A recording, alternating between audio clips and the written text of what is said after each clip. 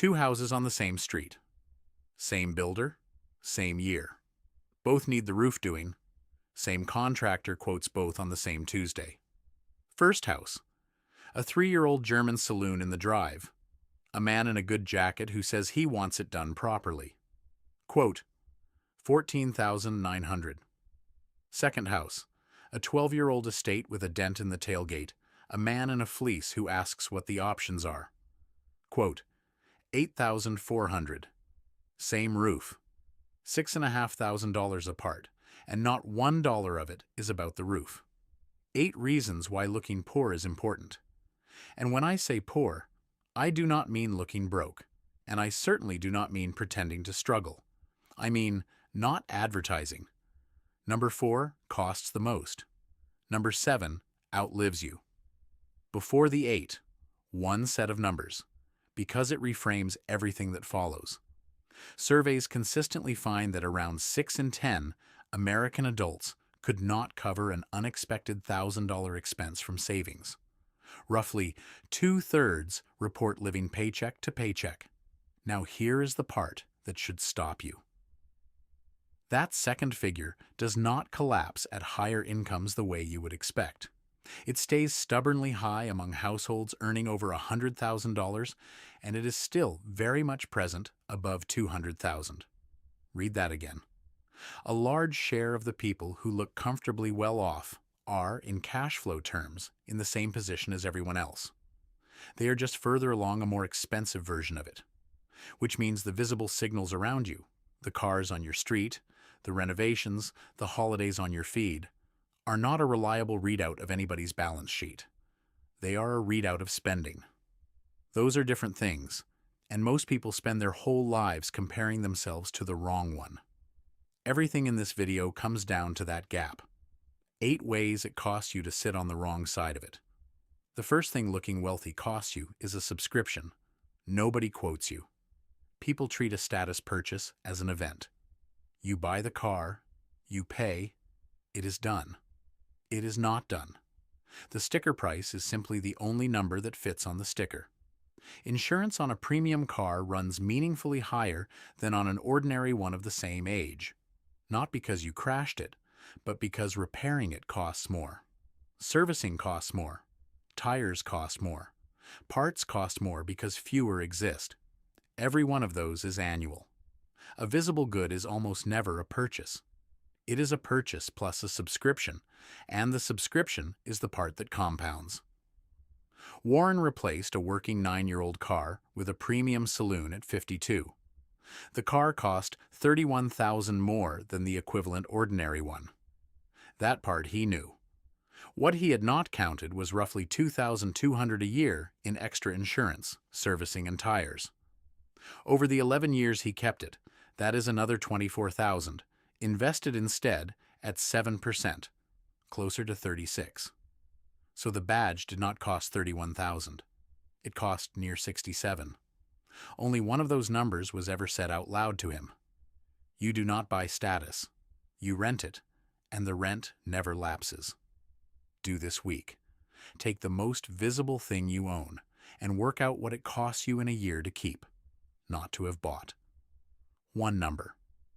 The second thing it costs you is the price of everything else.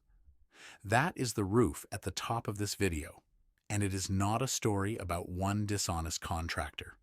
It is how pricing works whenever a price is not printed.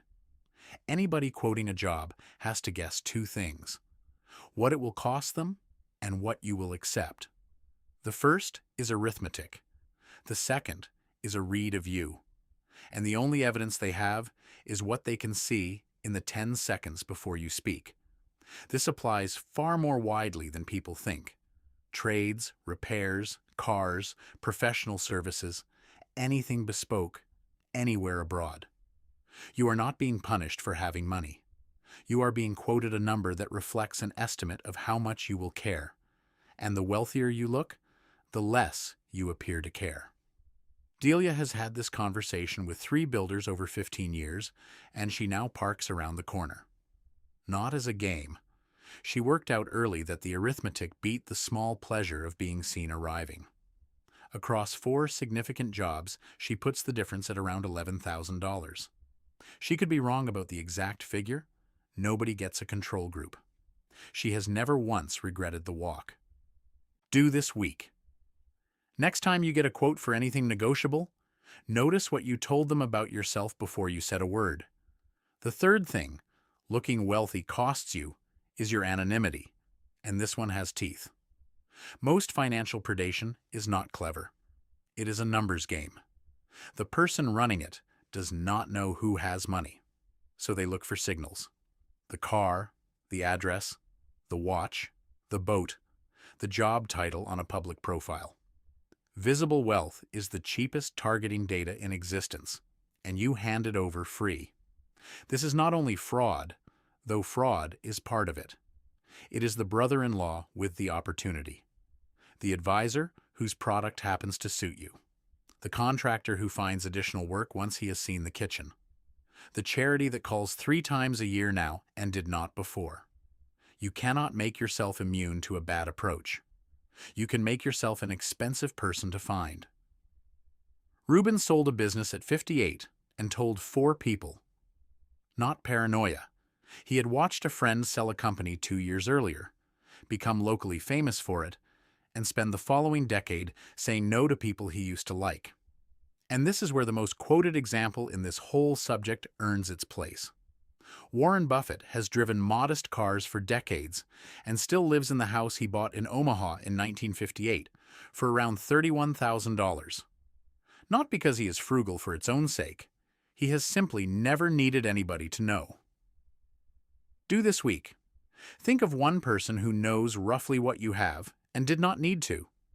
Just notice how they found out. The fourth thing looking wealthy costs you is control over your own spending, and this is the expensive one. The largest single predictor of what you spend is not your income. It is who you spend time with. That is not weakness, and it is not vanity. Humans calibrate. You do not decide what a normal kitchen costs by consulting a table. You decide it by seeing kitchens, and you have almost no conscious access to the process. Here is why this item beats the other 7 combined. Looking wealthy does not only cost you the thing you bought, it moves you into a different reference group. The car gets you into different conversations. The postcode gets you different neighbors. The school gets you different parents at the gate. And your sense of normal quietly resets to theirs, permanently, and for every future purchase, not just the one that caused it. Yolanda and her husband moved 11 minutes away, to a street where houses cost about 40% more. The mortgage went up, which they had budgeted for. Everything else went up too, which they had not. Over 6 years, their spending outside the mortgage rose by roughly $9,000 a year, and neither could name a decision that caused it. $9,000 a year at 7% over 20 years is about $370,000. They did not buy a house. They rented a new definition of enough. If this is useful, subscribe. This channel goes through the actual arithmetic every time. Do this week. List the 5 people you see most often. That group is setting your baseline, not your salary. The 5th is the one people notice only when they need it, and by then it is decided. Looking wealthy raises your fixed costs, and fixed costs are what take away your choices. Almost every visible signal converts into a monthly obligation. The bigger house is a bigger mortgage. The nicer car is a payment. The neighborhood arrives as a set of expectations that turn into bills. What began as a display becomes a floor. Your income cannot fall below. 2 people earn the same. One has fixed costs at 40% of income, the other at 70%. On paper, the same life. In practice, completely different ones, because the first can leave a job they hate, take a better job that pays less, survive a bad year, or wait out a market. The second cannot do any of it. Money buys 2 products and you have to choose. It buys things, or it buys the ability to say no. The same dollar cannot do both. Curtis was made redundant at 49. His fixed costs were low, not because he had planned for redundancy, but because he had never let them rise. He took 4 months, did not touch his investments, and came back into a better job than the one he lost. A colleague on a similar salary took the first offer in 11 days. That is not strength of character. It is arithmetic. Do this week. Add up the payments you could not stop within 30 days. Divide by monthly income. That percentage is how much freedom you currently own. The sixth is the money you spend on other people's opinion of you, and here the arithmetic is unusually clean. Let me be fair about the origin, because the usual explanation is insulting and wrong. People do not buy status objects because they are shallow. They buy them because signaling genuinely works. Being read as successful opens doors, in some jobs quite literally. It is not irrational. It has simply never been priced. Ask anyone what a visible object cost, and they will tell you the price. Ask what it returned, and there is silence. Not because there was no return, but because nobody ever set up the comparison. Nadia worked in an industry where appearance mattered, and she was right that it mattered. At 41, she did the sum anyway. The visible layer of her life, the car above what she needed, the wardrobe above what the job required, the address above what the commute justified, came to about $7,400 a year more than the version that would have done the job. Over 15 years, at 7%, roughly $186,000. She did not stop all of it. She kept the wardrobe, because in her work, it genuinely paid. She dropped the rest, having finally asked the question out loud, "What is this buying me, and from whom?" That is the rent again. She did not stop paying it. She just stopped paying it to strangers. Do this week. Pick one visible expense and name the person it is aimed at. If you cannot name them, you have found something. The seventh outlives you, and it is the reason I would not skip this one. Children do not learn what money is from what you tell them. They learn it from what they watch, and they learn it before they can put any of it into words. Nobody sits a child down and teaches them a spending baseline. It gets absorbed the way an accent does, from the cars in the drive, from whether a purchase gets discussed or not, from whether upgrading is what you do when something breaks, or what you do when a year passes. Here is the part that catches careful parents. They assume the carefulness is what transmits. Frequently, it is not. What transmits is the visible standard of living, because that is the part the child actually sees. A household can save diligently and still hand down an expensive definition of normal. Your children inherit your baseline decades before they inherit anything else, and they will spend their 20s and 30s trying to reach a standard they did not choose and cannot yet afford. Errol noticed it when his son, 26, and earning about half what Errol had earned at that age, bought a car that would have been a stretch for Errol at 40. The boy was not being reckless.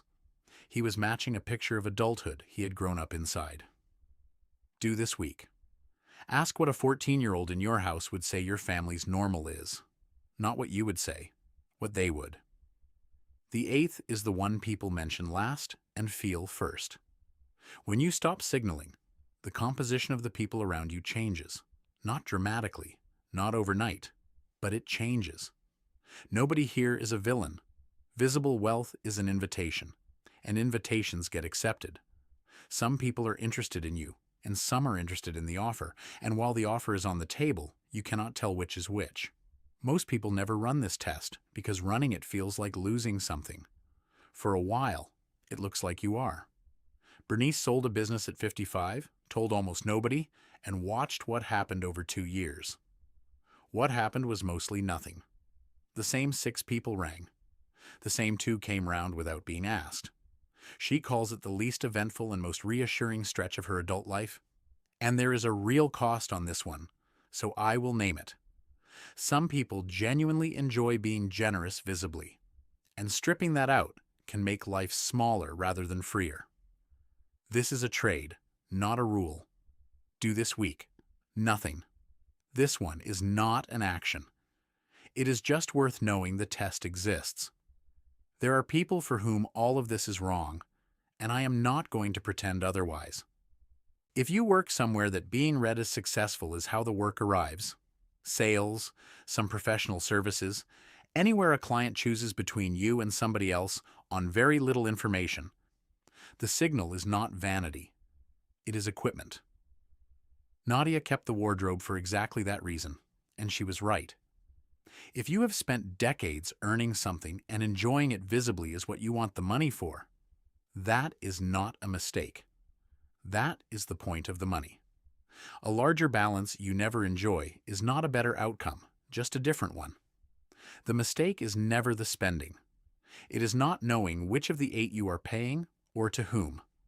Look at the 8 together and notice that only 2 of them are money leaving your account. The other 6 are prices moving, attention arriving, a baseline resetting, options closing, a child watching, and a room filling with the wrong people. None of those appear on a statement. All of them are charged monthly. That is what makes this so hard to see. There is no line that says visibility. There is only a slightly higher quote, a slightly bigger kitchen, and a slightly shorter list of things you could survive. The man with the 12-year-old estate and the $8,400 roof was not being frugal that Tuesday. He was refusing to hand a stranger the one piece of information that changes the price. Tell me in the comments which of the 8 you recognized and whether you have ever caught yourself paying one of them. I read every single one.